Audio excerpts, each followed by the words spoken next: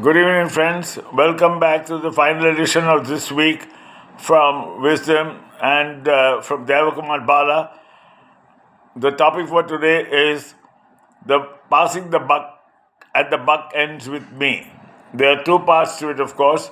The first is the one which are very used to passing the buck. Right from childhood, we have seen this inadvertently happen. If we are given some responsibility by our parents and we cannot do justice to it, we start the blame game. Everybody here is a doctorate in blamology. Immediately, the idea is to blame the brother or the sister or the servant or the situation. But as time passes on, and with parental care and understanding, people understand that there is no time for any failure.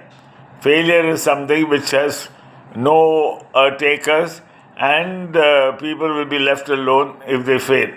So, therefore, this passing the buck becomes a problematic thing if one has to take resort to it.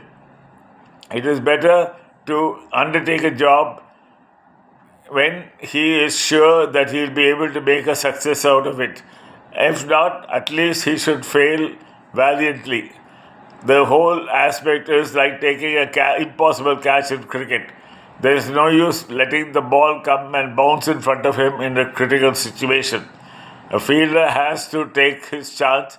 He has to dive full length. Even if he misses, the whole world and the batsman as well as the team knows that he has given his 100% and it is a superhuman effort. That is where the buck stops with you, and that is where we ensure that we do not pass the buck by saying that it was an impossible situation. As we go on in life, a lot of situations as we climb the corporate ladder, we come forward to so many other situations. We are given an assignment, sometimes it's quite tough. At the time, we find it convenient that in case we are not able to handle it, we start blaming the situation or people or non cooperation. There is no point in blaming anybody for non cooperation because the person who has given you the job knows what he was doing as well as you knew what you were going in for when you undertook the job. Therefore, we must understand that the passing the buck is but a miserable way of shirking responsibility. It is a deep gash in the character, and people alongside you and those your seniors will know that there is an issue of a problem. The classic example of this was the late and great Salim Durrani. During the ill-fated 1961 West Indies tour, he told his captain, Nari Contractor, almost met with death when he was hit on the head. Salim Durrani, who batted at number 9 on the first innings, told his captain, the young Nawab of Pataudi, that he would go one down. He was willing to take the challenge, and he knew that he was not going to blame anybody but come out gloriously. The result was that he fearlessly hooked West Hall as well as Charlie Griffith all over the ground, and he scored a magnificent 108. He knew that he was not going to pass the buck, but the buck ended with him.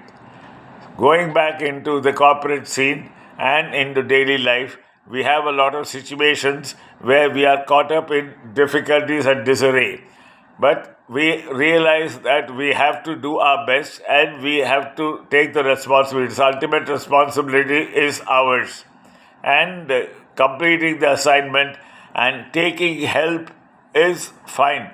But trying to evade the responsibility shows a deep dent in the character, and people will see through you very fast. That is why people in corporate life, when they apprise you, they always look whether this gentleman will take up assignments which are very, very difficult eagerly, and make a success out of it. That means that he delves deep into his character, into his inner strength to deliver the final good result, correct result for what the management wants as far as he is concerned. It is a matter of doing one's homework. If a guy passes on the buck, it is obviously that he is ill prepared and he has not tried his 100%, which is the most unbecoming thing of any executive, any employee, or any human being for the matter, whether he be in any family or not. It is but shameful when senior people in a family do the same thing, blaming others, especially youngsters. The youngsters, they learn the lesson very fast. They know that they will be made a scapegoat and it will be part of their being tagged, and therefore they grow up with being resilient, and whenever they're given something to do, they ensure till the end that it is done in the manner most befitting. It's really nice to know that while we ensure that whatever we do very well. It also ensures and tells the people whom we deal with that this man is built of rock and he won't buckle easily.